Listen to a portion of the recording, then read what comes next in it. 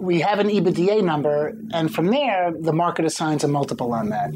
And it's anywhere from 3 to 7, 8 times in our world. Our world is really companies doing $5 million of revenue to $100 million of revenue. As you can see by this chart, the larger the company, and in the left-hand side is revenue size. The larger the company, the larger the multiple. Okay, and really simply because the larger the company, the less vulnerable that company is, and there are fewer larger companies than smaller companies. So people will pay a higher multiple for the larger companies. And this is just a range. This is just an average. Again, in our world, depending on the growth, depending on what kind of management team is in place, depending on how differentiated the company is, how proprietary are their products, do they have any patents?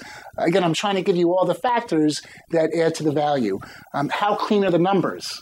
Right? Do we have to do 80 adjustments to get to the EBITDA number? Are they audited financial statements, right? A clean audited financial statement. That's going to enhance the value. And again, real rapid growth. You'll get a higher multiple if you're growing very rapidly.